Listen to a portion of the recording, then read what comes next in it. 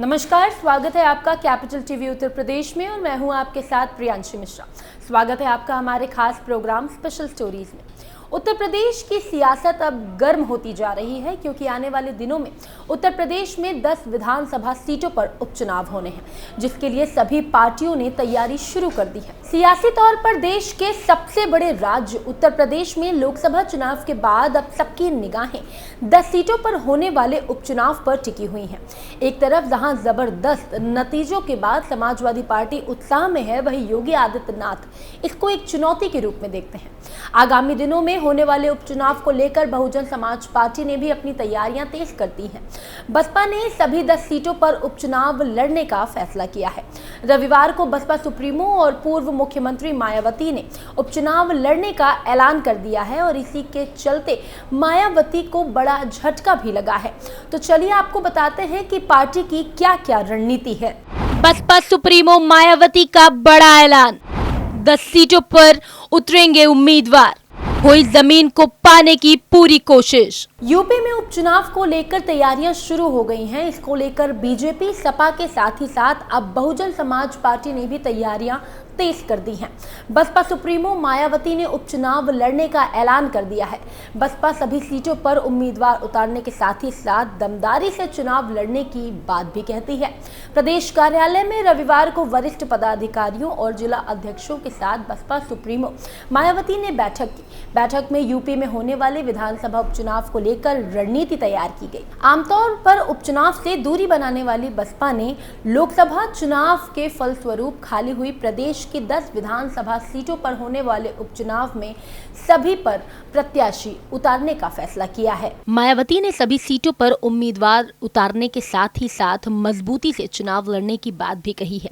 लखनऊ के mall Avenue स्थित भाजपा कार्यालय में रविवार को पूर्व मुख्यमंत्री मायावती ने सभी वरिष्ठ पदाधिकारियों, जिला अध्यक्षों समेत अन्य पदाधिकारियों के साथ विशेष बैठक की, जिसमें मायावती ने यूपी में 10 विधानसभा सीटों पर होने वाले उपचुनाव में पार्टी को बेहतर रिजल्ट को लेकर जमीनी तैयारियों की समीक्षा की।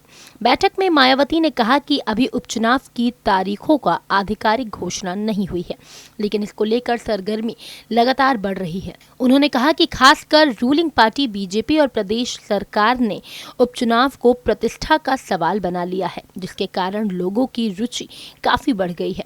बसपा सुप्रीमो मायावती ने बैठक में कहा कि बीएसपी ने उपचुनाव की सभी 10 सीटों पर चुनाव दमदारी से लड़ने का फैसला लिया है। उन्होंने कहा कि बसपा गरीबों, शोषितों और पीड़ितों की पार्टी है। बसपा दूसरी पार्टियों की तरह बड़े बड़े पूंजीपतियों और धन्ना सेठों के सहारे और इशारों पर चलने वाली पार्टी नहीं है। मायावती ने आगे केंद्र और यूपी सरकार पर निशाना साधते हुए कहा कि सरकार गरीबी, पिछड़ापन, बेरोजगारी और महंगाई को रोकने में असफल रही है, जिसको लेकर आम जनता बेहद ही नाराज है। इन सभी मुद्दों से ध्यान हटाने के लिए विध्वंसक बुलडोजर रणनीति सहित हर तरीकों के नए जातीय और धार्मिक उन्माद विवाद पैदा करने की उनकी साजिश जारी है। जहां एक तरफ बहुजन समाज पार्टी प्रमुख मायावती ने इस चुनाव में सभी सीटों पर चुनाव लड़ने का ऐलान किया है, वहीं इस चुनाव से पहले मायावती को बड़ा झटका लगा है।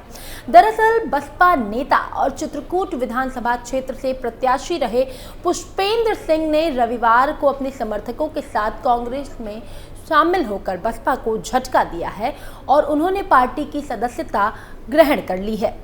सरकार हर चीज में कर रही है जबरदस्ती की दखलंदाजी। धर्म परिवर्तन पर नया कानून और जाति के आधार पर एसटी/एससी समाज के लोगों का उपवर्गीकरण और क्रीमी लेयर का नया षड्यंत्र करके उन्हें बांटने का प्रयास किया जा रहा है। जाति आधारित गणना से इनकार, मस्जिद मदरसा संचालन और वक्फ संरक्षण में जबरदस्ती की सरकारी दखलंदाजी की जा रही है। चर्चा ये भी है कि बसपा ने कटहरी से प्रतीक पांडे और फूलपुर से शिवबरन पासी का टिकट फाइनल कर दिया है। हालांकि अधिकृत तौर पर इसकी घोषणा अभी नहीं की गई है। कांग्रेस पर भी साधा निशाना। मायावती ने कांग्रेस अध्यक्ष मल्लिकार्जुन खड़गे द्वारा आरक्षण को लेकर किए गए दावों पर सवाल उठाए हैं।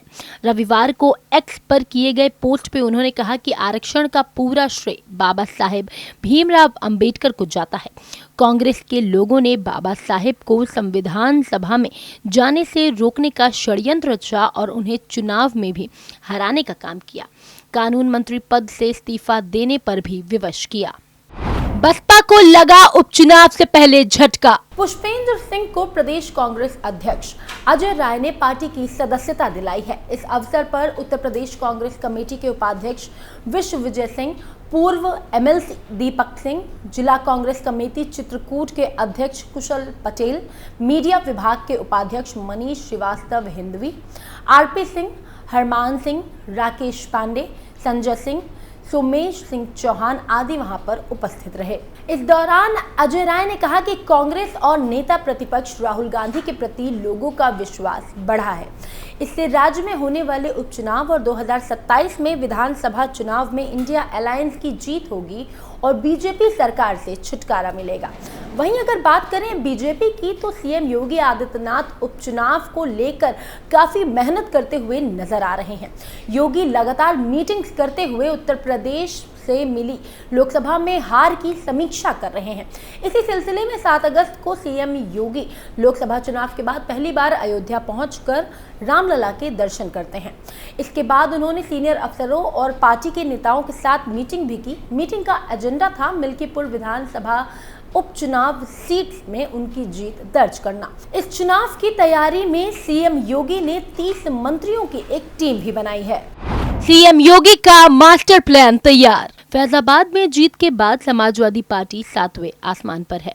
पार्टी अध्यक्ष अखिलेश यादव संसद से लेकर सड़क तक अवधेश प्रसाद को साथ लिए रहते हैं। फैजाबाद की हार को मिल्कीपुर सीट जीतकर बीजेपी हिसाब बराबर करना चाहती है।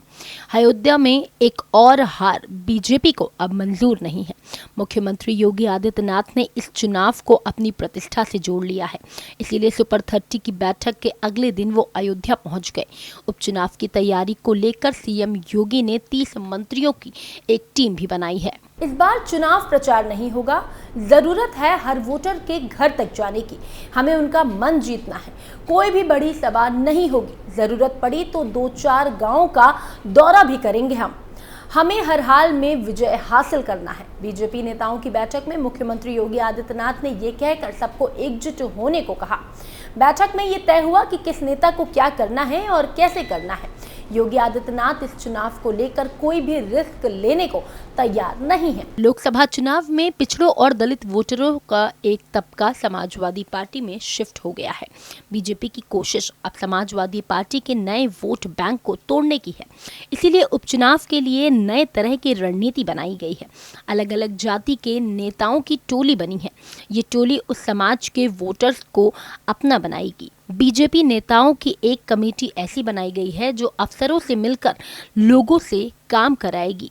यूपी बीजेपी कोर कमेटी के सदस्यों ने जो विधानसभा सीटों की जिम्मेदारी ली है। इस कमेटी में CM Yogi Adityanath, deputy CM Keshav Prasad Maurya, deputy CM Brijesh पाठक, पार्टी के यूपी अध्यक्ष भूपेंद्र चौधरी और संगठन मंत्री धर्मपाल सिंह शामिल हैं।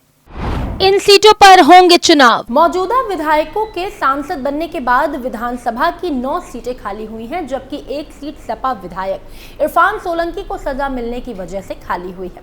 इस तरह करहल, मिर्कीपुर, सीसामऊ, कुंदरकी, गाजियाबाद, फूलपुर, मंझावा, कटहरी, खैर और मीरापुर समेत प्रदेश की कुल 10 विधानसभा सीटों पर उपचुनाव होना है। इसको लेकर बीजेपी, बसपा और सपा के साथ साथ उनके सहयोगी दल भी अपनी तैयारियों में लगे हुए हैं। तो चलिए अब आपको सीटों के बारे में कुछ बताते चले। वहीं अगर बात करें कटहरी विधानसभा सीट की, तो कटहरी विधानसभा सीट से लालजी वर्मा एमएलए थे। वो अंबेडकर नगर से लोकसभा चुनाव लड़े और जीत हासिल करने में कामयाब हुए। कटहरी सीट पर 2012 में सपा और 2017 में बसपा को जीत मिली। लालजी वर्मा यूपी चुनाव 2022 में निषाद पार्टी को इस सीट से हराने में सफल रहे थे। करहल विधानसभा सीट की अगर यहीं पे बात की जाए तो मैनपुरी की करहल विधानसभा सीट से सपा अध्यक्ष अखिलेश यादव विधायक थे। कन्नौज से लोकसभा चुनाव जीतने के बाद उन्होंने विधायकी से इस्तीफा दिया, जिसके बाद से ये सीट खाली हो गई है। मिल्कीपुर विधानसभा सीट, अयोध्या से मिल्कीपुर विधानसभा सीट से सपा के सीनियर नेता अवधेश प्रसाद एमएलए थे। फैजाबाद से सांसद बनने के बाद ये सीट खाली हुई है और इस सीट पर ब्राह्मणों और दलितों को बढ़िया प्रभाव है। मीरापुर सीट की अगर बात करें तो मीरापुर विधानसभा सीट से राष्ट्रीय लोक दल के चंदन चौहान एमएलए थे। उनके सांसद चुने जाने के बाद ये सीट खाली हुई और 2012 में इस सीट पर बसपा और 2017 में बीजेपी ने जीत हासिल की थी। इस सीट पर जाट और मुसलमानों का प्रभाव दिखता है। गाजियाबाद विधानसभा सीट की अगर बात करें तो गाजियाबाद विधानसभा सीट से भाजपा के अतुल गर्ग विधायक थे।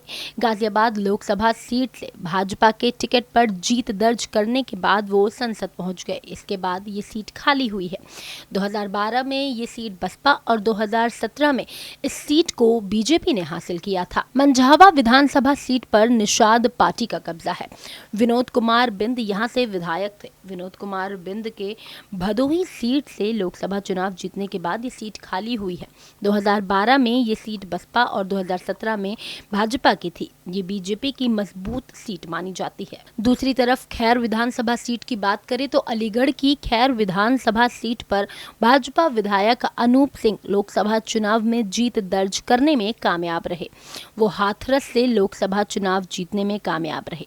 2012 में ये सीट रालौद और 2017 में बीजेपी ने जीती थी। इस सीट पर जाट, ब्राह्मण, दलित और मुसलमानों का अच्छा प्रभाव दिखता है। फूलपुर विधानसभा सीट से भाजपा विधायक प्रवीण पटेल लोकसभा चुनाव में जीत दर्ज करने में कामयाब थे। इसके बाद ये सीट खाली हुई और इसमें 2012 में सपा, 2017 में बीजेपी की सीट थी ये। इस सीट पर यादव और दलितों का अच्छा प्रभाव दिखाई देता है। कुंदरकी विधानसभा सीट की अगर बात करें तो कुंदरकी विधानसभा सीट से जिया उर रहमान बर्क विधायक थे। वो संभल लोकसभा सीट से सांसद चुने गए हैं। इसके बाद ये सीट खाली हो गई है। इसे सपा की मजबूत सीट माना जाता है। सपा इस सीट पर 2012, 2017 और 2022 से चुनाव जीतती हुई आ रही है। सीसामऊ विधानसभा सीट पर समाजवादी पार्टी का कब्जा था। यहाँ से सपा विधायक इरफान सोलंकी को कोर्ट ने सजा दे दी और इसके बाद से ये सीट खाली है। इसे सपा की बहुत ही मजबूत सीट माना जाता है। हालांकि अभी तक उपचुनाव के तारीखों का ऐलान नहीं हुआ है, लेकिन जिस तरह पार्टियों की तैयारियां हैं उसे देखकर ये अनुमान लगाया जा सकता है कि नतीजे काफी दिलचस्प होंगे। फिलहाल की स्पेशल स्टोरीज में इतना ही, लेकिन ऐसी ही तमाम खबरों को जानने के लिए आप देखते रहिए कैपिटल टीवी उत्तर प्रदेश। नमस्कार।